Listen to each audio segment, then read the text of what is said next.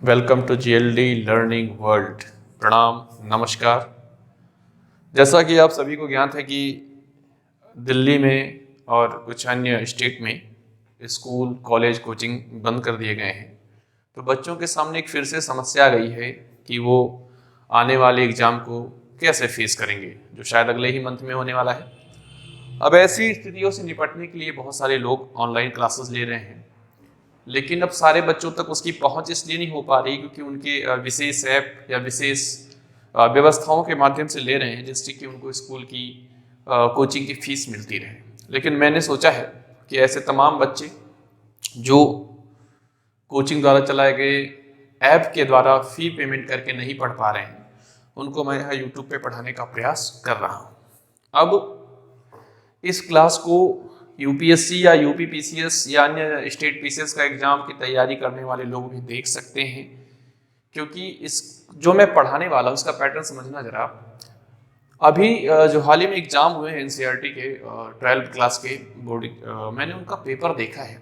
तो वो पेपर का जो क्वेश्चन का टाइप था वो पहले जैसा नहीं था। इसका मतलब क्या है, जो आप सोच रहे थे बच्चे 12 के बच्चे एनसीईआरटी बोर्ड के कि क्वेश्चन बिल्कुल फैक्चुअल होगा, पूछेगा कि भारत कब आज़ाद हुआ, समझ रहे हैं ऐसे प्रश्न, या सम्राट अशोक की जो लिपि थी उसको कब पढ़ी गई, किसने पढ़ा, इस टाइप के प्रश्नों के बजाय एक बहुत बड़ी संख्या में ऐसे प्रश्न थे जो एनालिटिकल थे।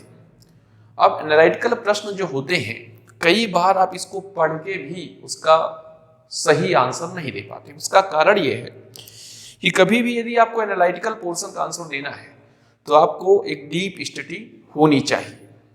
जैसे अब मैं उस टर्म पे आता हूँ जो आज हम लोग पढ़ने वाले हैं। देखिए, आप मेरी बातों को समझें। दिल्ली सरकार ने स्कूल कॉलेज तो बंद कर दिए हैं, क्योंकि स्कूल कॉलेज का कोई महत्व उतना है भी नहीं। लेकिन ये तो दुख की बात है हम लोगों के लिए। लेकिन खुशी की बात यह है आप लोगों के लिए कि बार और रेस्टोरेंट खुले हुए हैं। तो जिनको भी देश के भविष्य को संवारना है, देश की इकोनॉमी को बढ़ाना है, वो सरकार के निर्देशानुसार बार या रेस्टोरेंट में जा सकते हैं।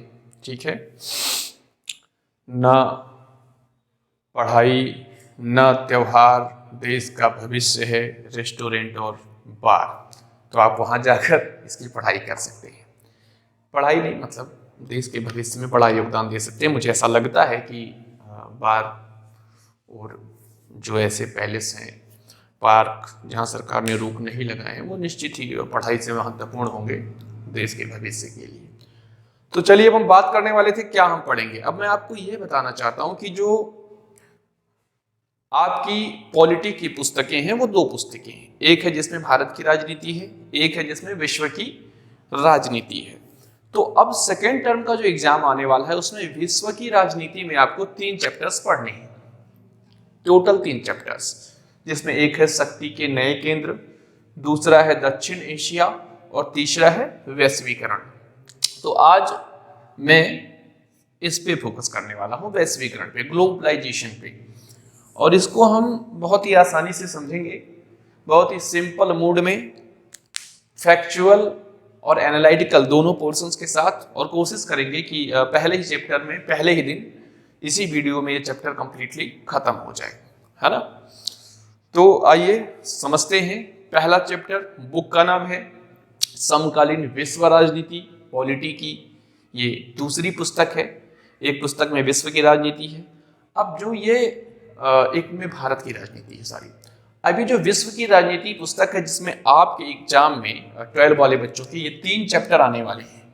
इन 3 चैप्टर में शक्ति के नए केंद्र, इसको भी मैं आपको बताऊंगा कि कैसे यूएसएसआर के विघटन के बाद दुनिया में कुछ नई शक्तियां उभरी हैं, जैसे चाइना, इंडिया, ब्राजील। फिर दक्षिण एशिया पढ़ेंगे, जो भारत के आसपास के क्षेत्र हैं, Bhutan, Nepal, Myanmar, Bharat, Pakistan, Afghanistan, Malaysia, Indonesia. लेकिन आज जो हम पढ़ने वाले हैं वो है वैश्वीकरण। ये चैप्टर हम पढ़ने वाले हैं। आइए हमारे साथ शुरू करते हैं वैश्वीकरण को पढ़ना। अब किसी भी चैप्टर को समझने से पहले उसके बारे में जानना बहुत जरूरी है। ये वैश्वीकरण है क्या? और वैश्वीकरण क्यों आया है, क्या है इसके प्रभाव, क्या है दुनिया पर, हमारे देश पर, इसके कॉन्सेप्ट्स क्या हैं, ये हम समझेंगे। तो सबसे पहले जो हम देखने वाले हैं वो देखने वाले हैं वैश्वीकरण की अवधारणा। अब देखना, इस अवधारणा को समझने के लिए जो पहला आपको समझना है वो ये है क्या, तो इसका मतलब है विश्व और एकीकरण। दो भागों में से हम डिवाइड कर दें, विश्व और एकीकरण, यानी विश्व का एक में मिल जाना, विश्व का एक गांव के रूप में नजर आना। अब विश्व का एकीकरण क्या होता है, जैसे आप बाजार गए हैं और मार्केट में आपको दक्षिण क्या नाम है, कोरिया, साउथ कोरिया का मोबाइल मिल जा रहा है आसानी से, इसके अलावा अमेरिका के सामान, चाइनीज झालर। तो इसका मतलब ऐसा लगता है कि ये विश्व एक गांव जैसा है, कुछ भी आपको, सब कुछ आपके आसपास उपलब्ध है, वो अमेरिका का है, जापान का है, ब्राजील का है, चीन का, जो भी प्रोडक्ट विदेश से यहाँ पर बिकने के लिए आए हैं।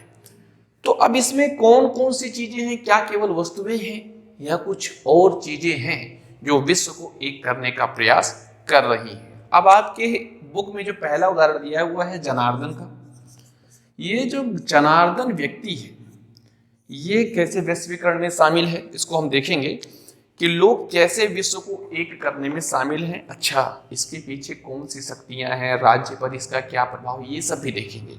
लेकिन पहले समझते हैं कि वैश्वीकरण कैसे हम समझ पाएंगे। तो ये जो जनार्दन नाम का व्यक्ति है ये एक कॉल सेक्टर में काम करता है। अब समझना इसको, ये ऑफिस में पहुंचता है, इसका नाम वहाँ जॉन है, ये वहाँ पे जॉब करते हैं, ठीक ठाक इनकी कुछ सैलरी होगी। अब वो जो कंपनी है वो अमेरिका की कंपनी है, अमेरिका की एक कंपनी है, और इनके पास जो कॉल आते हैं वो फॉरेनर्स के आते हैं। मान लीजिए कि अमेरिका की किसी सिम चलाने वाली कंपनी ने यहाँ पे अपना ऑफिस डाल रखा है। अब ये जो जॉन साहब हैं इंडियन हैं, और इनको जो कॉल आ रहे हैं वो अमेरिका से आ रहे हैं, ब्रिटेन से आ रहे हैं, और ये उसको डील कर रहे हैं। इसका मतलब दुनिया की कोई कंपनी जो अमेरिका जैसे देश की है, उस कंपनी ने भारत में अपनी ऑफिस डाली है, और इस देश का ही एक व्यक्ति इस ऑफिस में बैठ के विदेशियों की डीलिंग कर रहा है। जनार्दन को नहीं पता है कि वो व्यक्ति कैसा दिख रहा है, शायद कभी मुलाकात ना हो, लेकिन जनार्दन इस प्रक्रिया में शामिल है। तो कंपनी कहाँ की है, अमेरिका की, बात कहाँ हो रही है, अमेरिकन नागरिक से, लेकिन उस डील को अमेरिका से नहीं किया जा रहा है, बल्कि कहाँ से किया जा रहा है, भारत से। अब प्रश्न ये खड़ा हो रहा है कि ये तो हमें पता चल गया कि हाँ यहाँ पर जनार्दन वैश्विक प्रक्रिया में जुड़ा हुआ है, ठीक है, लेकिन क्यों जुड़ा हुआ है और इसके क्या क्या परिणाम है। दो चीजें देख सकते हैं, एक वैश्वीकरण का लाभ, इनको अमेरिकन कंपनी में नौकरी मिली हुई है, ये लाभ आप देख सकते हैं। हमको दोनों पक्ष देखने हैं, लाभ और हानि। दूसरा, आप इस कंपनी को लाभ देख सकते हैं, ये कंपनी अमेरिका के बजाय भारत में क्यों काम कर रही है। साधारण सा मतलब है, भारत एक विकासशील देश है, अमेरिका एक विकसित देश है। विकसित देशों में सैलरी ज्यादा देना पड़ेगा, यहाँ पर सैलरी कम देना पड़ेगा। आपको पता भी है कि $1 70 रुपए से ज्यादा हो रहा है, तो वहाँ वो $10,000 देता तो एक आदमी को रखता, और यहाँ $10,000 में वो बहुत सारे लोगों को जॉब पे रख सकते हैं। तो पहला कारण ये है, वैश्वीकरण को आपने देखा एक प्रकार से, और इसके लाभ भी आपने देखा। दूसरा, इसमें उदाहरण दिया हुआ एक व्यक्ति है, उनका नाम है रामधारी। क्या नाम है, रामधारी। अब देखना ये कैसे वैश्वीकरण में शामिल होते हैं। ये एक साधारण सा व्यक्ति है, और इनको अपनी बच्ची के लिए साइकिल लेनी थी। बाजार में गए, बहुत सारी साइकिल महंगी थी, नहीं समझ में आया। एट लास्ट इनको इनके रेंज में 150 रुपए में खूबसूरत सी साइकिल मिलती है, लेकिन वो साइकिल इंडिया की नहीं थी, वो कहाँ की थी, चाइना की साइकिल। अब इनको इससे मतलब नहीं है कि साइकिल चाइना की है या जापान की है, इनको मतलब ये है कि इनके रेंज में जितना इनके पास पैसा था उतने में ये साइकिल मिल गई। अब देखना यहाँ वैश्वीकरण का, एक तरफ तो आपको दिखेगा कि कम पैसे में लोगों की जरूरतें पूरी हो रही हैं। चाइना का साइकिल अगर नहीं होता तो शायद इनके पास ये नहीं खरीद पाते, क्योंकि इंडियन साइकिल महंगी थी। तो रामधारी की जरूरत पूरी हो गई, इनको खुशी मिली अपने बच्ची को ये गिफ्ट देके। इसका मतलब वैश्वीकरण का एक लाभ ऐसा भी दिखता है कि इससे हमारे पास विकल्प ज्यादा हो जाते हैं, हमारे पास ऑप्शंस ज्यादा हो जाते हैं परचेजिंग के। दूसरा, अगर एक तरफ से देखें आप तो इनके लॉस भी हमें दिख रहा है। लॉस क्या है कि अगर ये चाइना की साइकिल हमारे बाजार में नहीं होती तो भारतीय व्यापारियों की साइकिल अपने आप बिकती। तो एक तरफ इंडियन व्यापार को हानि हो रही है, लेकिन दूसरी तरफ यहाँ का आम व्यक्ति जिसके पास वो पैसे नहीं थे उसे लाभ भी हो रहा है। तो ये रामधारी बिना जाने, इसको नहीं पता है कि ये वैश्वीकरण में शामिल है, लेकिन ये शामिल हो चुका है चाइना की साइकिल खरीद के। विश्व की इकोनॉमिक व्यवस्था का एक हिस्सा ये बन गया। चाइना की अर्थव्यवस्था में इन्होंने मदद किया बिना जाने ही। तीसरा व्यक्ति है, एक औरत है, सारिका। कौन है? सारिका। अभी जो सारिका मैडम है, ध्यान से समझना। अच्छा, तुम लोग भी गिफ्ट लेने जाते होगे मार्केट में, किसी का बर्थडे वगैरह पड़ता होगा तो सोचते होगे कि यार सस्ता सा गिफ्ट कोई ले लेते हैं, लेकिन रहने दो तुम लोग तो गिफ्ट ही नहीं लेते होगे। गरीब आदमी गिफ्ट कहाँ लोगे? तुम लोग सोच रहे होगे कि ऐसे ही चले जाते हैं, बच्चे कहाँ गिफ्ट लेते हैं। लेकिन मैं लेता हूँ। तो मैं भी जब गिफ्ट खरीदने जाता हूँ तो इलेक्ट्रिक सामान वगैरह जब हम परचेज करते हैं तो देखते हैं सस्ता और अच्छा मिल जाए, तो वहाँ पर हमको यही भाई साहब खड़े मिलते हैं। कौन? चाइना जी। तो ये हो गया। अब सारिका जी का प्रॉब्लम क्या है कि अपने परिवार में पहली पीढ़ी की यानी इकलौती पढ़ी लिखी औरत है। आदमी पढ़ रहे थे लेकिन महिलाएं इनके परिवार में इससे पहले इतनी पढ़ी लिखी नहीं थी, या थी भी कुछ, तो उनको वो अवसर अपॉर्चुनिटी प्राप्त नहीं हुआ। अब ये जॉब करना चाहती हैं। कुछ पुरुष विरोध कर रहे हैं और महिलाएं भी विरोध कर रही हैं। क्या कि जब हम जॉब नहीं किए तो तुम कैसे करोगी? लेकिन इनके पास बहुत सारी इंटरनेट पे व्यवस्थाएं उपलब्ध हैं, पढ़ी लिखी हैं, दुनिया आगे बढ़ रही है। इन्होंने देखा है कि अमेरिका में औरतें कितने अच्छे से काम कर रही हैं शहरों में।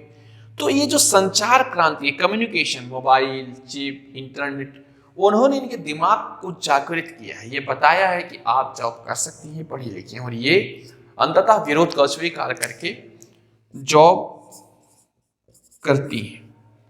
तो ये हमारे मस्तिष्क पर वैश्वीकरण का प्रभाव है कि शहर की लड़कियां कर सकती हैं, अमेरिका की लड़कियां कर सकती हैं, तो हम भी कर सकते हैं। तो ये तीन प्रभाव आपके सामने आए हैं जो आप अभी तक समझ पा रहे होंगे। अब प्रश्न ये है कि वैश्वीकरण का केवल लाभ है या कुछ हानियां भी होती हैं? कुछ लाभ आपको देखे, कुछ हानियां भी। अब कुछ लोग कह रहे हैं कि इसमें अंतरराष्ट्रीय कंपनियां, कौन सी कंपनियां? अंतरराष्ट्रीय जो कंपनियां हैं, कुछ लोगों का कहना है कि ये जो कंपनी है ये खुदरा व्यापारियों यानी फुटकर विक्रेता, जो रिटेल विक्रेता, उनका रोजगार छीन लेंगी। अब आप कहेंगे कैसे भाई, कोई किसी का रोजगार कैसे छीनता है? तो देखिए, उनको ये भय है, जो फुटकर विक्रेता है, कोई विशेष सामान बेचते हैं तो वो देखते हैं बड़ी बड़ी मॉल, जो इंटरनेशनल कंपनियां हैं वो बड़ी बड़ी मॉल स्थापित कर देती हैं। अब उस मॉल में सब कुछ मिलता है, समझ रहे हैं? कपड़े, जूते, परफ्यूम, सब कुछ। इसके अलावा आलू प्याज भी बेच रहे हैं गरीब, ये बड़ी बड़ी कंपनियों वाले। अब बताना, अब आदमी वहां कपड़ा खरीदने गया तो कहा चलो घर के लिए आलू प्याज भी लेते, चले बच्चे के लिए चॉकलेट भी ले लें, अच्छा एक टेडी बियर भी ले देते हैं, एक परफ्यूम भी। अब जो फुटकर कॉस्मेटिक वाला बाहर बैठा था बेचारा, एक दुकान पे लगा के कि आइए कॉस्मेटिक का सामान लीजिए, उसका कौन पूछेगा? आलू वाले का कौन पूछेगा? क्योंकि आदमी एक ही जगह गया, सब कुछ उपलब्ध खरीद लाया। तो ये चिंता जायज भी है कि ये जो बड़ी अंतरराष्ट्रीय कंपनियां हैं, कहीं ना कहीं ये कैपिटलिज्म का एक प्रभाव दिखाती हैं, पूंजीवाद का प्रभाव, क्योंकि उनके पास ज़्यादा पूंजी है और वो मार्केट को आसानी से कैप्चर कर रही हैं। तो यहाँ पर अंतरराष्ट्रीय कंपनियों की वजह से जो हमारी फुटकर विक्रेता हैं, रिटेलर हैं, खुदरा व्यापारी, इनको नुकसान हो रहा है। दूसरा है कि एक उदाहरण है कि हॉलीवुड की फिल्म को एक मुंबई यानी बॉलीवुड वाले कॉपी कर लिए, उसके ऊपर आरोप लगा है। देखना, बॉलीवुड वाले तो ऐसे ही कॉपी करते हैं, बॉलीवुड खत्म है पूरी तरीके से। अभी देखना, आया था अल्लू अर्जुन का मूवी है झुकेगा नहीं साला, काफी चल रहा है। इसके अलावा मैंने बहुत सारी फिल्में देखी हैं जो साउथ की ही डब हो रही हैं। बॉलीवुड के पास स्टोरी नहीं है तो चुराएंगे। इसमें उदाहरण भी दिया है कि चुरा लिया। तो अब इसका ये नुकसान भी है कि भाई दूसरे की रचना को, दूसरे की कहानी को आपने बिना उससे पूछे चुरा लिया। ये बौद्धिक चोरी है। कौन सी चोरी है? बौद्धिक चोरी। ये भी हो रही है, जिसको आप कह सकते हैं बौद्धिक चोरी। तीसरा है कि पश्चिमी परिधान। परिधान मतलब ड्रेस। आप देखते होंगे लड़कियों को आजकल यहाँ फटा, इधर फटा, उधर फटा, सब फटे फटे पहनने का फैशन है। तो ये जो पश्चिमी परिधान हम पहन रहे हैं, विभिन्न प्रकार के ड्रेस पहन रहे हैं, इस पर छात्राएं जा रही थी या हम वैलेंटाइन डे मना रहे हैं, विशेष जो हमारे यहाँ का कल्चर नहीं है, तो एक विशेष संगठन ने धमकी दी। समझो कि आपने देखा होगा बजरंग दल वाले वैलेंटाइन डे का विरोध करते हैं, अन्य समुदाय भी हैं।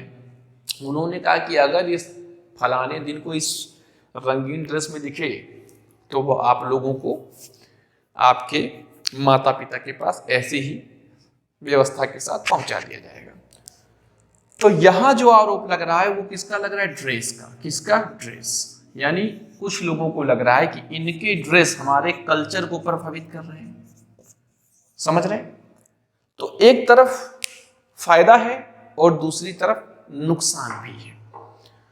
अब हम देखते हैं कि भाई ठीक है, ज्यादा अच्छा है या ज्यादा बुरा है ये देखेंगे तो अच्छा सोचने वालों की तुलना में बुरा सोचने वालों की संख्या ज्यादा है। अब भारत में कौन कौन है जो इसे अच्छा या बुरा समझते हैं, इसमें हम बातचीत करने वाले हैं। ठीक है। अब वैश्वीकरण की एक अवधारणा हमें समझ में आई इस सारी कहानियों को पढ़ने के बाद कि ये जो वैश्वीकरण है इसका मतलब है प्रवाह। मतलब क्या निकल के आया है? प्रवाह। अब आप कहेंगे किस चीज का प्रवाह? तो ये ध्यान रखना है, वो प्रवाह 3 टाइप का हो रहा है। एक पूंजी। आप कहेंगे कैसे पूंजी? अमेरिका की कंपनी वहां कंपनी डालने के बजाय वो ऑफिस इंडिया में डाल रही है, तो वहां वो जो पैसा खर्च करते हैं वो पैसा वो इंडिया में खर्च कर रहे हैं, तो पूंजी का प्रवाह किधर हुआ? इधर हुआ। समझ रहे हैं? हमारे लोग नौकरी पा रहे हैं, लेकिन यहां से जो कमाई है वो उसके पास जा रही है। तो पूंजी का प्रवाह एक साइड से दूसरे साइड जा रहा है। जैसे रामधारी ने चाइना का सामान खरीदा तो कुछ पूंजी उसकी कहां गई? हमारी चाइना चली गई। तो वैश्वीकरण एक चीज दिखा रहा है कि पूंजी का प्रवाह एक देश से दूसरे देश में हो रहा है। दूसरा है वस्तु। किसका प्रवाह? वस्तु। तो आपने देखा ही चीन की वस्तु रामधारी ने खरीदा तो वहां की वस्तु यहां बिक रही है। वस्तु भी एक देश से दूसरे देश में जा रही है। तीसरा जो है वो है सेवा। क्या है? सेवा। आप कहेंगे ये कैसे? हाँ बिल्कुल, जो जॉन साहब बैठ के यहां काम कर रहे हैं, लेकिन किसके लिए? अमेरिका की कंपनी के लिए। तो वो सेवा दे रहे हैं यहां से किसको? दूसरे देश को। तो सेवा का प्रभाव। जैसे कोई डॉक्टर हमारा वहां चला जाता है, आपने कई बार सुना होगा वैज्ञानिक डॉक्टर अमेरिका चले गए, लोग सेटल होने चले जाते हैं, तो अपनी सेवाएं कहां दे रहे हैं? दूसरे देश में। और बहुत सारे बंगाली नेपाली हमारे देश में है, चीजों को बेच रहे हैं, वो अपनी सेवाएं यहां दे रहे हैं। तो ये जो तीनों चीजें हैं, कैपिटल, ठीक है, थिंग्स वस्तु में, और सर्विसेज सेवाएं, ये तीनों चीजों का एक देश से दूसरे देश में प्रवाह कहीं ना कहीं वैश्वीकरण को दर्शाता है। ठीक है। अब इसका मतलब समझ में आता है कि दुनिया वैश्वीकरण से क्या हो रही है? तो पारस्परिक रूप से जुड़ रही है। क्या हो रही है? पारस्परिक रूप से जुड़ रही है। आप कहोगे कैसे? पारस्परिक मतलब होता है एक दूसरे से, और जुड़ाव मतलब जुड़ना। तो चाइना का सामान हम इंडिया में खरीद रहे हैं, इसका मतलब कहीं ना कहीं चाइना से सीधा सीधा हमारा जुड़ाव हो रहा है। अमेरिका को सेवा दे रहे हैं तो हमारा प्रभाव अमेरिका पे, अमेरिका का प्रभाव हमारे ऊपर पड़ना तय है। अब जब हम जुड़ रहे हैं, किसी से आप जुड़ते हैं, मान लीजिए कोई लड़का या लड़की है, उससे आप जुड़ेंगे तब बातचीत करेंगे, कुछ उनके विचार कुछ आपके विचार मिलके कुछ नए विचार, समझ रहे हैं? तो ऐसे ही जब एक देश दूसरे देश से इन चीजों के माध्यम से जुड़ेगा तो निश्चित रूप से दोनों पर उसका कोई ना कोई प्रभाव पड़ेगा। अब किस पर ज्यादा प्रभाव पड़ा है, किस पर कम पड़ा है, ये हम देखेंगे। और इन प्रभावों को लेकर जो चिंता है लोगों की कि ये वैश्वीकरण का प्रभाव हानिकारक है या लाभदायक है, उसको भी हम देखेंगे। समझ रहे हैं? अब कुछ लोग इसको सिर्फ आर्थिक मानते हैं, ये सिर्फ आर्थिक नहीं है, इसको हम 3 टाइप से देखेंगे, राजनैतिक, आर्थिक और सांस्कृतिक। तो ये आपको समझ में आ गया। अब वैश्वीकरण का हम कारण देखेंगे कि ये जो आज का ग्लोबलाइजेशन है, वैश्वीकरण का इंग्लिश क्या है, ग्लोबलाइजेशन। तो ये जो ग्लोबलाइजेशन है या वैश्वीकरण है, आज ये दुनिया में इतना तेजी से कैसे फैल गया भाई? क्या पहले वैश्वीकरण नहीं था? तो ऐसा नहीं है। यदि हम देखेंगे तो ये कोई नई बात नहीं है। जब आप कभी इतिहास पढ़ेंगे तो आपको पता चलेगा, अरबी व्यापारी यहाँ आते थे, हमारे सामान वहाँ जाते थे, एशिया के व्यापारी यहाँ आते थे, यहाँ तक कि यूरोप से लोग यहाँ से मसाले और कपड़े ले जाते थे, वहाँ से हम शराब हाँ बिल्कुल, हमारे लोग शराब के शुरू से रंगीन रहे हैं, शराब वराब मंगाते थे, खजूर शराब, समझ रहे हैं। तो अब यह आदान प्रदान पहले से ही शुरू था। तो इसमें नया क्या है भाई साहब? है नया ये है कि पहले जो स्पीड थी वो कम थी, जहाज से आते थे, काफी समय लगता था, संचार के डायरेक्ट कम्युनिकेशन के साधन नहीं थे, बीच में बहुत सारे लोग थे, तो एक लंबी प्रक्रिया थी। अब ये प्रक्रिया बहुत फास्ट हो गई है, वेरी फास्ट। कैसे? अब अमेरिका से आपको कोई सामान खरीदना है, ठीक है, अमेरिका का सामान आपके घर में यही मिल रहा है, आपने इंटरनेट पे सर्च किया अमेरिकन मोबाइल्स और यहाँ ओके किया, अमेजोन पे किया, उसने आपको दे दिए, वेरी फास्ट। समझ रहे हैं? वो आपके घर में ही घुस के उसका मार्केट बैठा हुआ है। तो इसका मतलब है कि टेक्नोलॉजी, इसमें जो चीज आ रही है टेक्नोलॉजी, क्या आ रही है? टेक्नोलॉजी। इसका हिंदी है प्रौद्योगिकी। प्रौद्योगिकी ने इस वैश्वीकरण की प्रक्रिया को बहुत फास्ट कर दिया है। समझ रहे हैं? जैसे शुरू में जब देश में कागज नहीं था, छपाई नहीं होती थी, तो ताम्र पत्र पे लोग पढ़ते थे, तो पढ़े लिखे लोग कम थे, तो जो धार्मिक गुरु, वो चाहे हिंदू हो या मुसलमान या ईसाई, लोगों को जो बता देते थे लोग वही समझते थे। लेकिन छपाई का आविष्कार हुआ, लोगों के पास नए नए विचार, नई नई चीजें आई, और नए नए विचार जानने के बाद दुनिया भर में, भारत में भी राष्ट्रवाद का उदय हुआ। किसका उदय हुआ? राष्ट्रवाद, नेशनलिज्म। तो ये दूसरा मुद्दा है, राष्ट्रवाद पे हम कभी बाद में बात करेंगे। बस इतना ही बताना था कि टेक्नोलॉजी जो भी है वो हमेशा से परिवर्तन लाती है। यहाँ भी परिवर्तन आया, चिप बन गए, इंटरनेट, विभिन्न टाइप के एप्स। यूट्यूब पे देखिए, मैं यहाँ पढ़ा रहा हूँ, इसको अमेरिका का व्यक्ति भी देख सकता है। क्या इससे पहले ऐसा संभव था जब इंटरनेट नहीं था? बहुत दिक्कत थी। दूरदर्शन वाले जब मुझे ले जाते और फिर अमेरिका से बात करके उधर चलाते, तब शायद अमेरिका मेरा न्यूज़ देख पाता। तो बहुत लंबी प्रक्रिया थी। अब देखना, यदि किसी अमेरिकन का मन है तो हो सकता है मुझे देख सकता है। आपका कोई फ्रेंड अमेरिका में रहता है, आप उसे बताओ कि GLD इंस्टीट्यूट को लाइक करो, एक बार खोलो यूट्यूब पे, सब्सक्राइब करो, शेयर करो, बहुत अच्छे टीचर हैं लाला सर।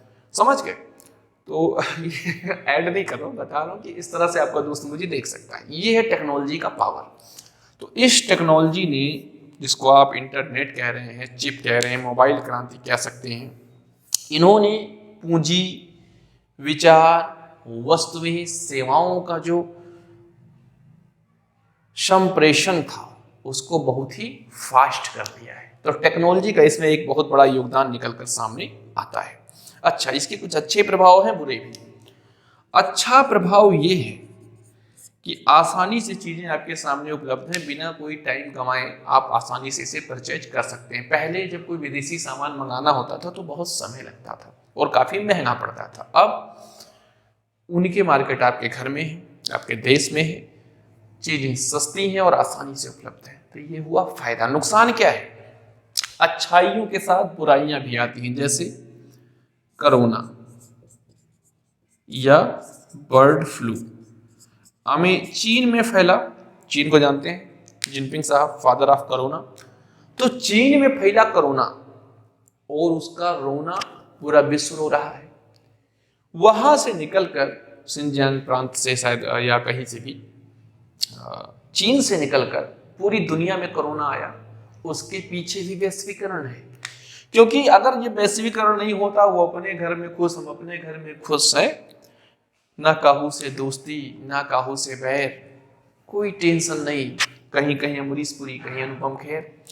तो ये हम देखने वाले हैं कि ये जो कोरोना है या बर्ड फ्लू है, ये वैश्वीकरण के कारण वहाँ का व्यापारी यहाँ आ रहा है, वहाँ के लोग यहाँ आ रहे हैं, हमारे लोग दूसरे देश में जा रहे हैं। तो इस तरह की जो वायरस जनित बीमारियां हैं, ये भी एक देश से दूसरे देश में तेजी से फैल जाती हैं और इसका परिणाम आप सबने देखा होगा, कितने लोग इससे मारे गए। तो एक अच्छा प्रभाव भी आपने देखा और दूसरा बुरा प्रभाव भी आपने देखा। तो जब भी आप कोई भी किताब या कोई चैप्टर पढ़ेंगे तो आपको सिर्फ एक पहलू पे ध्यान नहीं देना है, आपको दो पहलू देखना है। सिक्के के दो पहलू होते हैं, एक तरफ हेड, दूसरी तरफ टेल। तो दो पहलू देखना, एक तरफ लाभ और दूसरी तरफ हानि। तो आपने दोनों देख लिया, ठीक है, कि वैश्वीकरण के कारणों में जो चीजें हैं उससे अच्छाई बुराई दोनों चीजें आ रही हैं। अब हमको ये देखना है, एक चीज और भी बता दें, अगर किसी देश का कहीं पर कोई आर्थिक प्रभाव होता है, मतलब किसी देश में मंदी आती है, तो इसका प्रभाव भी दूसरे देश पे पड़ेगा। आप कहेंगे कैसे, मैं बता रहा हूं। मान लीजिए जैसे अभी देखना कोरोना आ गया है, स्कूल कॉलेज बंद है, हम लोग बेरोजगार हो चुके हैं, अब हम नई चीजें नहीं खरीद सकते। ऐसे ही लाखों लोग हैं, लोगों की नौकरियां जा रही हैं, क्योंकि जब हम चीजें खरीद नहीं रहे हैं तो सेल नहीं हो रहा है। सेल नहीं हो रहा है तो दुकान पे एम्प्लॉई की जरूरत क्या है, भीड़ रखने की। लोगों ने कहा भी नौकरी खत्म है, जाओ अब हमको 2 आदमी से ही काम चल जाएगा। तो उत्पादन भी कम हो गया, तो उत्पादन करने वाले बेरोजगार, बेचने वाले बेरोजगार, खरीदने वाले के पास तो पैसा ही नहीं, तो प्रोडक्शन कम, मंदी में। ऐसी स्थिति में देश की इकोनॉमिक स्थिति खराब हो जाती है, लोगों के पास पैसे नहीं बचते, वो केवल जरूरत की चीजों को खरीदने पर ही ध्यान देते हैं, विलासिता की चीजें बहुत मुश्किल हो जाती हैं। अब देखना, मान लो दिवाली का टाइम है, कई अमेरिकन मोबाइल कंपनियां नया नया मोबाइल लॉन्च करके बैठी कि इंडियंस खरीदेगा। टेस्ला जैसी कारें मार्केट में लगी है कि बेटा नया कार बना दिया एकदम उड़ना अपने फलाने के साथ, समझ रहे। और चाइनीज वाले अपना झालर लेके बैठे हिला रही है, देखो नए नए वाला सेब वाला झालर, फलाना झालर। लेकिन यहाँ तो मंदी है, हमारे जेब में पैसा ही नहीं है। अब ये लोग भारत को एक बड़ा बाजार समझ के, पहले से ही इनका टारगेट था, उत्पादन करके बैठे थे और अब मार्केट में आके सजाए हैं, और हमारे जेब में क्या नहीं है, पैसा। तो पता लगेगा कि इन जितना सोचे थे उससे बहुत ही कम परचेजिंग हुई। तो एक बड़ा नुकसान किसको उठाना पड़ा, चीन को। एक बड़ा नुकसान किसको हो गया, अमेरिका को। समझ रहे हैं, क्योंकि ये लोग जितना सोचे थे उससे बहुत कम खरीदारी हुई, तो इन लोगों को आर्थिक नुकसान हुआ। अच्छा, इनके आर्थिक नुकसान से क्या हमें भी हो रहा है, बिल्कुल हो रहा है। वो एम्प्लॉय जो इंडिया में इनके सामान को बेच रहे थे, इनके लिए काम कर रहे थे बड़े पैमाने पे, वो भी बेरोजगार होंगे, क्योंकि बोलेंगे पैसा ही नहीं आ रहा, सैलरी तुम्हें कहां से देंगे। तो इस तरह से एक देश के आर्थिक प्रभाव का दूसरे देश पे आर्थिक प्रभाव भी पड़ रहा है, समझ रहे हैं। तो यहाँ आप देखिए, बीमारी भी आ रही है, टेक्नोलॉजी भी आ रही है, कहीं खुशी कहीं गम, और ये कह रहा है कि न जुदा होंगे हम। क्यों, अगर पैसा नहीं है, बेवफाई कर रहे हैं इंडियन लोग, मार्केट में नहीं खरीद रहे हैं, तो फिर इन लोगों का तन्हाई के आलम में पूरा टाइम गुजरने वाला है। अब हम अलग अलग प्रभाव इसका देखने वाले हैं। तो आप समझ गए वैश्वीकरण क्या है, पूंजी, वस्तु, सेवाओं, विचारों का आदान प्रदान एक देश से दूसरे देश में। इसके लाभ हानि भी है, लेकिन अब हम इस पर डिटेल से चर्चा करेंगे। अब हम ये देखेंगे कि इसके जो 3 प्रभाव हैं, राजनीतिक, आर्थिक, सामाजिक, वो कैसे कैसे हैं। तो पहला देखते हैं राजनीतिक प्रभाव। क्या देखेंगे, पॉलिटिकल प्रभाव क्या है, समझ गए। अब दिक्कत ये है कि वैश्वीकरण का मतलब जो है वो ये है कि दूसरा देश आपके देश में आके सामान को बेच रहा है। इसका मतलब वो चाहता है कि नियमों में ढील हो, तभी तो तुम्हारे देश में कोई बेचने आएगा। इसको कुछ शक्तियां संचालित करती हैं मार्केट को दुनिया के। एक है IMF, इंटरनेशनल मॉनेटरी फंड, समझ रहे। दूसरा है WTO, वर्ल्ड ट्रेड ऑर्गेनाइजेशन। तो जो देश दुनिया में वैश्विक भागीदारी में, ग्लोबल पार्टनरशिप में शामिल होना चाहते हैं कि इसका लाभ हमें भी मिले, इस वैश्वीकरण का, हम भी अपना सामान बेच लें या सस्ती सेवाएं दूसरे देशों से खरीद लें, तो उनके लिए ये लोग कुछ रूल्स बनाते हैं, रूल्स और रेगुलेशंस। और इन रूल्स और रेगुलेशंस का जो मेन मोटो होता है, मेन उद्देश्य होता है, ये होता है कि जो देश हैं वो बाजार को अधिकतर फ्री रखेंगे। क्या रखेंगे? फ्री। किससे? सरकारी दबाव से। किससे? सरकारी दबाव से। अब अगर बाजार पे सरकार का प्रेशर नहीं होगा तो कहीं ना कहीं बाजार जो है वो अपने हिसाब से सब कुछ डील करेगा। तो सरकार को ऐसा लगता है कि बताओ देश हमारा है और हम ही रूल रेगुलेशंस नहीं बना पा रहे हैं, हमें रोक दिया है, लोग कैसे भी व्यापार कर रहे हैं। तो हमको देखना है कि क्या बात ये सही है या गलत है। अब कैसे? तो इसमें जो समाजवादी लोग हैं, कौन से लोग हैं? समाजवादी। अलग अलग भारत में जब मैंने आपको अगर सॉरी इस पर तो मैंने वीडियो बनाया नहीं, मैं बता दूं।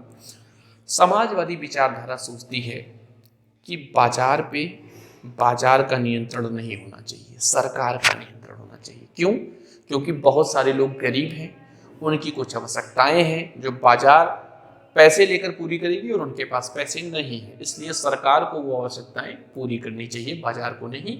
इस विचारधारा का नाम है, इसी विचारधारा को समाजवादी कहते हैं। ये कहते हैं कि जो राज्य का स्वरूप है, जो राज्य का स्ट्रक्चर है या जो सरकार का काम है वो होना चाहिए लोक कल्याण। क्या होना चाहिए? लोक कल्याण। तो सरकार जनता का कल्याण करने की भावना से काम करती है, प्रॉफिट कमाने के उद्देश्य से नहीं। जबकि ये जो बड़े बड़े अंतरराष्ट्रीय कंपनियां हैं ये लोक कल्याण की भावना से काम नहीं बल्कि प्रॉफिट लाभ के उद्देश्य से काम कर रहे हैं। तो इसलिए ये लोग कहना चाह रहे हैं कि यहाँ कंपनियों की भूमिका बढ़ गई है दुनिया में। कंपनियां डिसाइड कर रही हैं हम क्या पहनेंगे, क्या खाएंगे। समझ रहे हैं? सरकार कहीं ना कहीं यहाँ पर कमजोर स्थिति में आ गई है इन लोगों के बनाए गए नियमों के कारण या वैश्वीकरण की प्रक्रिया में शामिल होने के कारण। लेकिन कुछ लोग कह रहे हैं ऐसी कोई बात नहीं हुई। ये तो एक पक्ष हो गया जो कह रहा है कि सरकार कमजोर हुआ है। दूसरा पक्ष क्या कह रहा है कि नहीं, सरकार कमजोर नहीं हुआ है। आज भी देश के लिए जो जरूरी कानून है, जैसे हमारे संविधान में बिल पास होते हैं तो उसको कौन सी कंपनी कर रही है, हम अपना बिल पास कर लेते हैं। हमारी सीमा की सुरक्षा हमारी फोर्स कर रही है, कौन सा कंपनी उसमें इंटरफेयर कर रही है। बल्कि जरूरत के सामान टेक्नोलॉजी हमें मिल रहे हैं। क्या मिल रही है? टेक्नोलॉजी। अब जैसे आपने देखा होगा कि कोरोना में भारत सरकार ने बहुत सारे लोगों को चावल, गेहूं, अन्य सामान शायद क्या दिया है लोगों को, ठीक है। और खाते में पैसे, किसान सम्मान निधि। तो ये खाते में कैसे पैसा आ रहा है? पहले तो ऐसी व्यवस्था नहीं थी कि डायरेक्ट सरकार भेजे और आपके जेब में आ जाए, लोग देते थे, ठीक है। तो उसमें घोटाला होता था। अब क्या है, आपका मोबाइल नंबर आपके आधार से लिंक है और आपका आधार आपके अकाउंट से लिंक है। ये कहीं ना कहीं टेक्नोलॉजी है और इस वजह से सरकार अपने पैसे सीधे आपके अकाउंट में ट्रांसफर कर देती है। समझ रहे हैं? तो ये तो अच्छा प्रभाव हुआ कि टेक्नोलॉजी ने, वैश्वीकरण के कारण नई नई टेक्नोलॉजी आई है और उस कारण हम बहुत सारे काम सरकार स्वयं आसानी से कर लेती है। कोई कलेक्शन करना हो, कोई सर्वेक्षण करना हो या अपने लोगों के बारे में इंफॉर्मेशन निकालना हो, तो कहीं ना कहीं सरकार को लाभ भी है। तो आप क्यों केवल नेगेटिव चीजें देखते हैं? एक लोग ऐसा भी कह रहे हैं कि नेगेटिव नहीं, पॉजिटिव देखो, सरकार को पावर मिल गया है, टेक्नोलॉजी ने सरकार के काम को आसान कर दिया है। एक पक्ष ये भी है और इसलिए कुछ लोग कहते हैं कि राज्य अब और ताकतवर हो गए हैं। हम देखना, दो विचारधारा आ गई। एक विचारधारा कह रही है राज्य का नुकसान है, दूसरी विचारधारा कह रही है राज्य का फायदा है। अब वास्तव में क्या है ये हम आप पे भी छोड़ते हैं, बाद में हम इस पे डिस्कस करने वाले हैं। ये तो था राजनीतिक प्रभाव, पक्ष और विपक्ष। दूसरा है आर्थिक प्रभाव। कौन सा प्रभाव? आर्थिक प्रभाव। आर्थिक मतलब रुपया वाला मामला, क्या प्रभाव है इसका देश पर, यहां देखते हैं। अब जो ये IMF है या वर्ल्ड बैंक है, इनके अलावा बहुत सारे खिलाड़ी मार्केट में हैं। अब लोग कह रहे हैं इस समय दुनिया में जो आर्थिक प्रवाह है, आर्थिक प्रवाह वो बहुत तेज हो गया है। क्या हो गया है? बहुत तेज हो गया है। दूसरी चीज, जो धनी देश है इसमें भी दो विचारधाराएं हैं। एक विचारधारा है समाजवादी, इस विचारधारा के लोगों का कहना है कि जो पूंजी है वो किधर जा रहा है, अमीर देशों की तरफ। कैसे भी, तो ये कहना चाहते हैं जो विकासशील देश हैं, गरीब देश हैं, उनके पास तो उतनी पूंजी है ही नहीं कि वो विदेशों के मार्केट को कैप्चर कर पाए, वो उतना प्रोडक्शन कर पाए। जबकि अमेरिकी कंपनियां, चाइनीज कंपनियां जिनके पास बहुत मात्रा में पैसे हैं, वो दूसरे देशों में आसानी से घुस जाते हैं, उनके बाजार को कैप्चर कर लेते हैं, पैसे के दम पे एक बढ़िया इकोनॉमिक जोन क्रिएट करते हैं और लोगों को अपनी तरफ एडवर्टाइजमेंट के माध्यम से, अन्य माध्यमों से अट्रैक्ट करके बाजार पे कंट्रोल स्थापित कर लेते हैं। ऐसा कुछ लोगों का कहना है। तो गरीबों की पूंजी, जो विकासशील देशों की पूंजी है, आसानी से ये अमीर लोग जो अमीर देशों के हैं उसे ले लेते हैं भाई, है ना। अच्छा, तो आप कहेंगे तो हमको भी तो जॉब मिल रही है, क्यों नहीं हम जाके अमेरिका में जॉब कर लें। दिक्कत ये है वस्तुओं का आदान प्रदान। किसका? वस्तुओं के आदान प्रदान में तो ये बहुत तेजी दिखा रहे हैं, लेकिन सेवाओं के आदान प्रदान में ये तेजी नहीं दिखाते हैं। सर्विसेज में आप कहेंगे क्यों? इंडियन लोग अमेरिका में, यूरोप में कम पैसे पे काम कर लेंगे तो अमेरिका के लोगों की नौकरी जाएगी, क्योंकि उसकी जगह, एक अमेरिकन का जगह कौन पहुंच गया? एक इंडियन पहुंच गया। तो इसलिए ये जो अमीर देश हैं, ये अपनी वीजा नीतियों को ऐसा कठोर बनाते हैं कि एक आम आदमी दूसरे देश में रहने नहीं जा पाएगा आसानी से। अब देखना, सेवाओं के मामले में ये जो IMF और WTO है, इन्होंने आसान रूल्स बना रखे हैं। समझ रहे हैं? व्यापार में आपको टैरिफ बहुत ज़्यादा नहीं लगाना है, शुल्क कम रखने हैं, व्यवस्थाएं देनी है, डॉक्यूमेंट्स इजीली अप्रूव करना है। लेकिन सर्विस के मामले में ये कठोरता नहीं चल पाएगी भाई। सर्विस के मामले में आपने वीजा का नियम कठोर कर रखा है, तो हम लोग जो उत्पादन, मैन्युफैक्चरिंग कम कर पा रहे हैं, लेकिन सर्विसेज में आगे हैं, हमको रोक दिया जा रहा है, हमें मौका नहीं दिया जा रहा है। तो कहीं ना कहीं यह आरोप सही भी है निश्चित रूप से, और ये विकसित देशों की बेईमानी है। ठीक है, तो अब इस आर्थिक वैश्वीकरण पे एक बड़ी बहस ने जन्म ले लिया कि भाई ये किसी के लिए ज़्यादा फायदेमंद है, किसी के लिए कम फायदेमंद है। खासकर सिंपल सा आरोप है कि विकसित देशों को इसमें ज़्यादा फायदा है और जो विकासशील देश हैं या गरीब देश हैं उन्हें कम फायदा है। कैसे? कुछ लोगों का कहना है कि ये सिर्फ बहुत जो अमीर लोग हैं ना, सारा पैसा उनकी तरफ जा रहा है, जबकि एक बड़ी संख्या गरीबों की है और उनको जो सामान चाहिए वो सामान क्या है? मूलभूत आवश्यकता। कौन सा सामान है? मूलभूत वस्तुएं। ये क्या होती है भाई? मूलभूत वस्तुएं। इसको आप कह सकते हैं जो जीवन जीने के लिए आवश्यक चीजें हैं। ये विलासिता की चीज नहीं है। जैसे हुक्का बार में जो केजरीवाल साहब ने खोल रखा ना कि बार बहुत जरूरी है, ओपन है, वो विलासिता की जगह है। कैसे वहां जाते हैं? हुक्का फूकते हैं। अरे हुक्का नहीं फूकोगे तब भी जीवन चलेगा, लेकिन अगर तुम्हारे पास शिक्षा नहीं है, एजुकेशन, अगर तुम्हारे पास स्वास्थ्य नहीं है, तुम्हारे पास दवा नहीं है, तुम्हें अच्छा भोजन नहीं मिल रहा है, पोषण नहीं, बीमार पड़ गए हो, तो क्या कर पाओगे जिंदगी में? तो शिक्षा, स्वास्थ्य, आप तो घर भी समझ सकते हैं, ये भी जरूरी है। समझ रहे हैं? साफ सफाई, पता लगा मच्छर नाली में निकल रहे, तुम्हें काट के डेंगू कर दिया, तुम निपट गए उधर ही। तो ये चीजें हैं मूलभूत आवश्यकता की। तो कुछ लोगों का कहना है सरकारों को इस पर ध्यान देने की बहुत जरूरत है, इसे कंपनियों के भरोसे नहीं छोड़ा जा सकता है।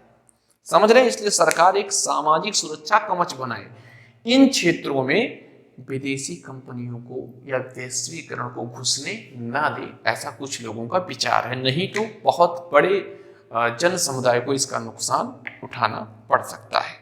आप देखना, और गरीब देश बर्बाद हो जाएंगे, ऐसा कहना है। अब कुछ लोग कह रहे हैं नहीं भाई साहब, आप बिल्कुल गलत सोच रहे हैं, इसका कोई आर्थिक प्रभाव ऐसा नहीं पड़ेगा, बल्कि फायदा होगा। कैसे? ये लोग कहते हैं कि इस ओपन व्यवस्था के कारण, खुली व्यवस्था के कारण, वैश्वीकरण का मतलब यही है कि अपने बॉर्डर खोल दो, हम अपना सामान बेचने आ रहे हैं। तो इस व्यवस्था को कहते हैं खुलापन, कि कुछ लोग इसको उदारीकरण भी कहते हैं, लिबरलाइजेशन, उदारीकरण। तो यही है उदारीकरण, यही है खुलापन, और यही है पूंजीवाद का प्रभाव, क्योंकि समाजवाद तो इसके विपरीत है। तो ये खुलापन से कुछ लोग कहते हैं देखिए आपको चांस मिलता है, मौका मिलता है ना, एक दूसरे पे निर्भरता बढ़ती है, दुनिया तेज हो गई है, जॉब भी क्रिएट होते हैं, ठीक है, खुशहाली बढ़ती है, आपको अपने हुनर और टैलेंट को दिखाने का मौका मिलता है। तो आप ऐसा नहीं कह सकते कि इसका बहुत नेगेटिव प्रभाव, इसको क्लोज कर देना चाहिए, बल्कि आपको इसमें शामिल होकर अपने उत्पादों के दम पर, अपने क्वालिटी, अपने सर्विसेज के दम पर दुनिया में लाभ उठाना चाहिए, ऐसा इसके समर्थकों का तर्क है। तो यहाँ भी दो तर्क हो गया, एक लोग नुकसान बता रहे हैं और दूसरा पक्ष उसका फायदा बता रहा है, ठीक है। एक तीसरा पक्ष भी इसमें है, और तीसरा पक्ष जो है वो कहता है कि देखो दोनों बातें सही है, आपकी ये बात भी सही है, ये बात भी सही है, तो हमको इन दोनों पर सोच विचार कर उसके हिसाब से निर्णय लेना चाहिए। और निश्चित रूप से सरकारें ऐसा ही निर्णय लेती हैं, ना पूरी तरह से छूट देती हैं और ना ही पूरी तरह से नियंत्रण करती हैं, बल्कि आवश्यकता अनुसार रेगुलेशन कर, जैसे रेगुलेटर, सिलेंडर में क्या लगा है रेगुलेटर, धीरे और तेज कर दो, ऐसे ही सरकारें करती हैं। तो रेगुलेटिंग का काम करती हैं। अब तीसरा जो प्रभाव है वो है सांस्कृतिक प्रभाव। कौन सा प्रभाव? सांस्कृतिक प्रभाव। अब इस ग्लोबलाइजेशन का हमारे संस्कृति, हमारे कल्चर पर क्या प्रभाव पड़ता है, आइए इसको देखते हैं, है ना, हमारे सभ्यता और संस्कृति पर। अब इसमें जो मोटा मोटा बात है, कुछ लोग का सीधा सीधा कहना है कि अमीरों का गरीब पर प्रभाव पड़ता है, बड़े देश का छोटे देश पे प्रभाव पड़ता है। इसका मतलब ये लोग ये कहना चाह रहे हैं कि जो अमीर देश हैं वो गरीब देशों पर, यानी विकासशील देशों पर या अविकसित देशों पर अपने कल्चर को थोप रहे हैं। क्या थोप रहे हैं? अपने कल्चर को थोप रहे हैं, यानी वो अपनी संस्कृति को हमारे संस्कृति पर थोप रहे हैं। जैसे फटी जीन्स, समझ रहे हैं, फटे कपड़े जो विदेश से आए, ऐसा लोगों का मानना है। और इस कारण पूरी दुनिया का जो सभ्यता है, जो कल्चर है, वो खतरे में है इन अमीर, खासकर अमेरिका जैसे देश। ऐसा लोगों का मानना है कि ये लोग अपनी पूंजी, अपने एडवर्टाइजमेंट के दम पर दूसरे की संस्कृति को नष्ट कर रहे हैं। निश्चित रूप से हमारे कल्चर पे उनका प्रभाव है, हमारे ड्रेस, हमारे रहन सहन, हमारे pizza burger party, late night, समझ रहे हैं, आपने गाने सुने होंगे, पार्टी ऑल नाइट। तो ये सब चीजें किसका प्रभाव है? ये जो हुक्का बार बार, सीटी मार, ये सारे प्रभाव पश्चिमी सभ्यता के हैं। तो हम उस कल्चर में ढल रहे हैं, कहीं ना कहीं इनकी बात भी सही है। लेकिन दूसरा पक्ष क्या कहता है? कहता है अरे भाई साहब क्या बात कर रहे हो, प्रभाव की बात कर रहे हो, अमीर गरीब। हमारी बात सुनिए, आपके पास ऑप्शंस बढ़ गए हैं। क्या बढ़ गए हैं? ऑप्शंस, विकल्प बढ़ गए हैं। अभी तक आप धोती कुर्ता पहन रहे थे, लीजिए फटी जीन्स भी पहनिए, और फटी जीन्स के ऊपर, मतलब मन करे तो पहनना, नहीं तो दूसरा भी पहन सकते हो, फटी जीन्स के ऊपर कुर्ता पहन लो, है तो धोती कम हुई, फटी जीन्स आ गई, नई वैरायटी शामिल हो गई, आप ये भी पहन सकते हैं, ये भी पहन सकते हैं, है। तो कुछ लोग कहना है कि भाई आप देखना, जीन्स के ऊपर हम वो पहन रहे हैं कुर्ता, ये नया फैशन आया, एक नई वैरायटी शामिल हुई है, और विदेशी भी हमारे कुर्ते को जीन्स के ऊपर पहनना शुरू कर दिए हैं। तो कुछ लोग कह रहे हैं ऐसा नहीं है कि सिर्फ उनका प्रभाव हमारे ऊपर पड़ेगा, हमारा प्रभाव भी इनके ऊपर पड़ता है। और इसका मैं एक अच्छा उदाहरण दे सकता हूँ, इस्कॉन टेम्पल। ये जो इस्कॉन टेम्पल है, ये मुख्यतः विदेशियों, खासकर अंग्रेजों के हाथों में है। और आप देख सकते हैं कि भगवान कृष्ण तेजी से पश्चिम देशों में लोकप्रिय हो रहे हैं। वो भी यही श्याम जी की मूर्ति बना के उनको नहला धुला के, मतलब श्याम जी की पूजा कर रहे हैं। तो कहीं ना कहीं ये हमारे संस्कृति का प्रभाव वहां भी पड़ रहा है। इसको आप सांस्कृतिक धार्मिक प्रभाव भी कह सकते हैं। तो ऐसा नहीं है सिर्फ उधर का पड़ता है, कुछ लोगों का मानना है कि इधर का भी पड़ता है, और निश्चित रूप से सत्य है। ये हो सकता है कि उनका ज्यादा पड़े और हमारा कम पड़े, लेकिन प्रभाव पड़ना तय है। तो एक ये प्रभाव हो गया भाई साहब। अब हम देखेंगे कि भारत इस वैश्वीकरण में कहां पे खड़ा है, किसका रोल? इंडिया का रोल देखेंगे कि भाई हम इस वैश्वीकरण में कहां है। तो देखना, जब हम आजाद हुए 1947 में, तो भाई हम लोग थोड़ा गरीब स्थिति में आ गए थे। क्यों? क्योंकि अंग्रेजों ने हमारे मार्केट को तबाह कर दिया था। हम क्या करते थे? कच्चे माल बनाने वाले देश बन गए थे, रॉ मटेरियल्स। हमारे कच्चे माल वो ले लेते थे। जैसे हमने धागे बना दिए, कपास पैदा किया, धागे बना दिए, यहाँ से धागे जाते थे विदेश, वहां से कपड़े बनकर आते थे बिकने हमारे यहाँ। तो धागे हमने बनाए, उन्होंने हमसे माल लिया और कपड़े बना के मुझे भेज दिया, ले बेटा खरीद के पहन ले। तो कहीं ना कहीं भारत एक कच्चे माल की सप्लाई करने वाला देश बन के रह गया था। तो जरूरत ये थी कि हमारे यहाँ भी इंडस्ट्रियां लगी, हमारे यहाँ भी मैन्युफैक्चरिंग हो। तो प्रारंभ में सरकार ने संरक्षणवाद की नीति अपनाई। किसकी नीति? संरक्षणवाद। ये क्या है? ये होता है कि जैसे मान लो कोई बच्चा पैदा हुआ तो उसको 2 लोग 3 लोग, हमेशा 1 लोग 2 लोग देखते रहते हैं, गोदी में लिए रहते हैं। काहे? उसको अगर फ्री छोड़ दोगे तो वो खुद का भी नुकसान कर लेगा या दूसरे आगे उसको नुकसान पहुंचा देंगे, कोई जानवर, कोई चीटा मकोड़ा। समझ रहे हो? क्योंकि वो बच्चा ना समझ है। ऐसे ही हमने जब मैन्युफैक्चरिंग शुरू किया तो हमारे उद्योग नवजात शिशु जैसे थे, छोटे बच्चे जैसे थे। उनको सरकार के समर्थन की आवश्यकता थी क्योंकि वो छोटा बच्चा है और पता लगे अंग्रेज की एक बड़ी कंपनी जो बड़ा बच्चा हुआ के उसके सामने बैठ जाती और फिर उसको मार्केट में उठने का मौका नहीं, वो बड़ा ही नहीं उसे होने देती, दबा देती। तो बड़ा बच्चा छोटे बच्चे को दबा दिया, बेचारा कहाँ से बढ़ेगा? इसलिए सरकार ने क्या किया? संरक्षण। बड़े बच्चे को बुलाए, बाहर, इधर नहीं आ सकते तुम अभी ये बच्चा बड़ा हो जाएगा तब तुमसे मुकाबला करवाएंगे, अभी चलो। तो ये संरक्षणवाद के कारण कुछ चीज़ों पे तो हमारा डेवलपमेंट हुआ, लेकिन कई क्षेत्र ऐसे थे जहां हम पिछड़े रह गए। समझ रहे हैं? और वो क्षेत्र में भी हमें आगे बढ़ने की जरूरत थी। जैसे शिक्षा में, स्वास्थ्य में, पोषण में कहीं ना कहीं पीछे रह गए। तो कुछ क्षेत्र में आगे बढ़े, कुछ क्षेत्र में पीछे रह गए। और इसी बीच में 1991 में घटना घटती है। इसका चूंकि कारण हम पूरा नहीं बता सकते, समय का अभाव है। एक घटना घटती है कि भारत के पास डॉलर समाप्त हो गए। डॉलर का मतलब कि अगर आपके पास डॉलर नहीं, गांधी जी वाला नोट दोगे ना अमेरिका में तो नहीं लेगा, कहेगा जाओ जाओ, इससे कुछ नहीं लेंगे। और जैसे डॉलर दिखाओगे किसी भी देश में, कहेगा अच्छा क्या चाहिए भाई साहब, बता दे दें।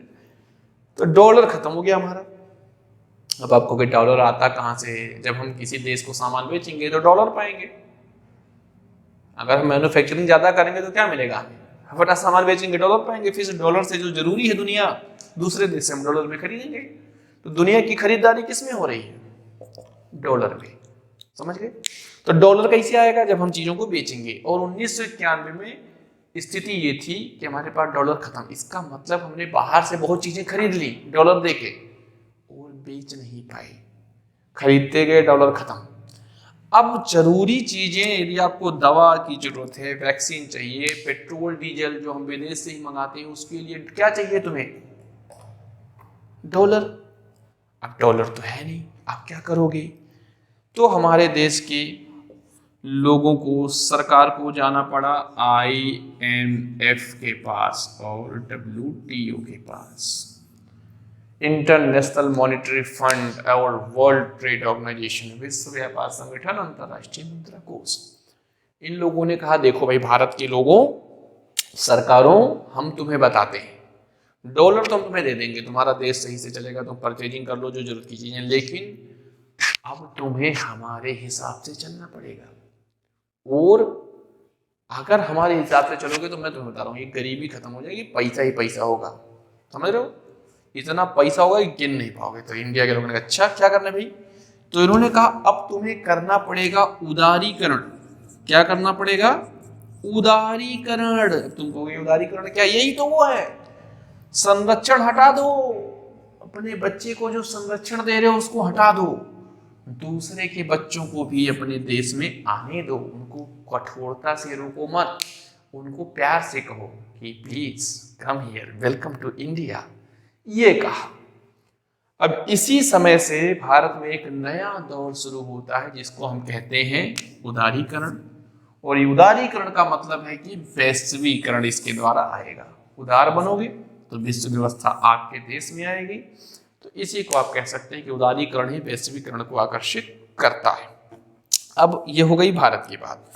अब ये समाप्त होने वाला है। हम देखेंगे कि वैश्वीकरण का प्रतिरोध क्या है। तो 2 टाइप के लोग हैं इस दुनिया में, खासकर भारत में हम देख रहे हैं ना, भारत में प्रतिरोध।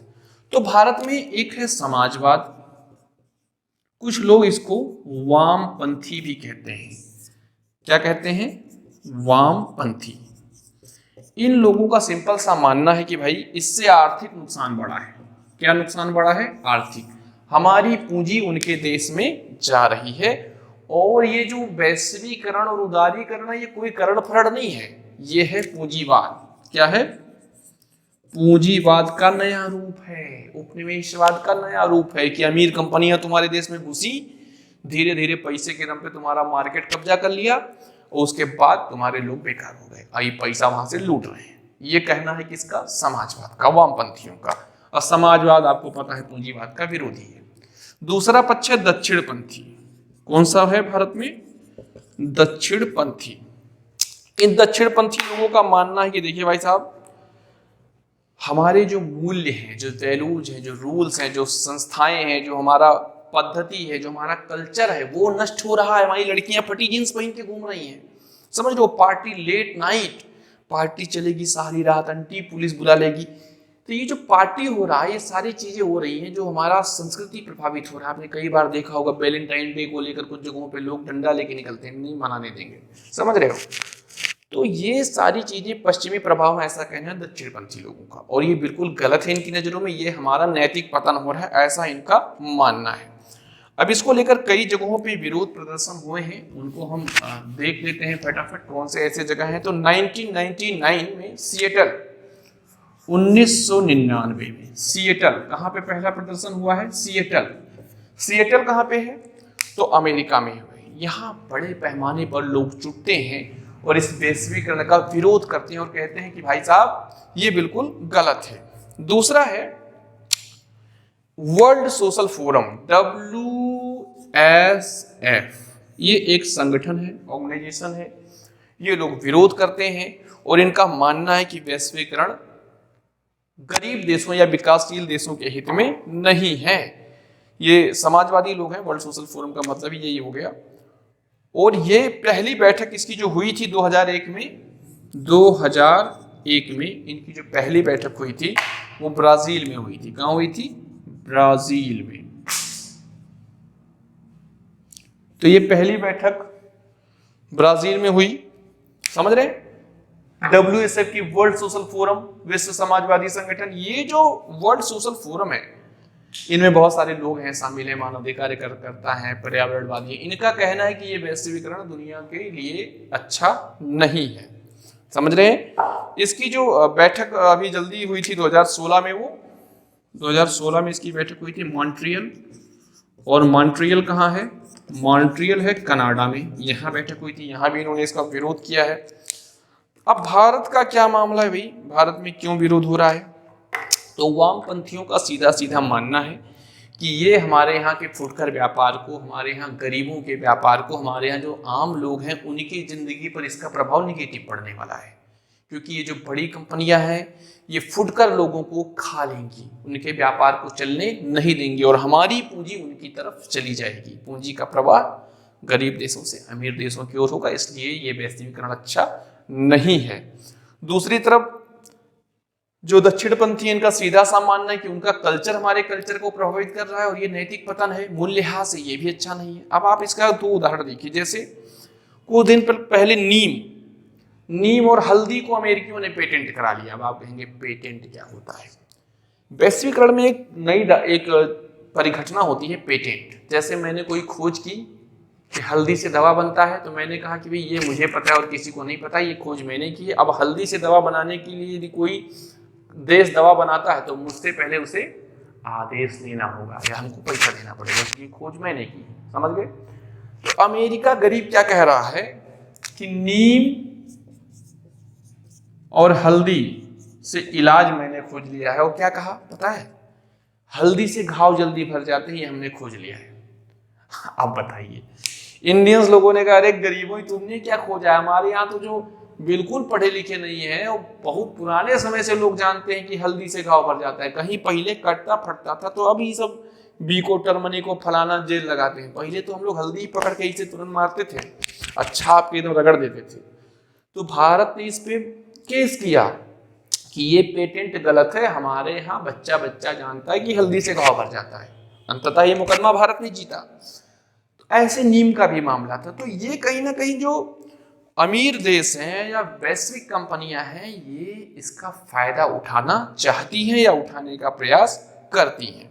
ठीक है, तो अब कुल मिला के आपको वैश्वीकरण समझ में आ चुका है, इसका अच्छा प्रभाव, इसका बुरा प्रभाव। इसमें अमीर देशों की नीतियां जैसे वीजा नीति आपको ध्यान रखनी है, इसमें गरीब देश, ठीक है, जिनका बाजार छीन सकता है। समाजवादी प्रभाव बता दिया है, जो गरीब से अमीर की ओर पैसे का प्रवाह बता रहे हैं, और दक्षिण पंथियों का कल्चरल प्रभाव भी बता दिया है। अब आप ये बैठ के सोचेंगे कि ये कहाँ तक अच्छा है, कहाँ तक बुरा है, क्या इससे देश की आर्थिक स्थिति अच्छी हो सकती है या बुरी हो सकती है। और मिलेंगे नेक्स्ट वीडियो में इसके क्वेश्चंस के साथ। जय हिंद, जय भारत।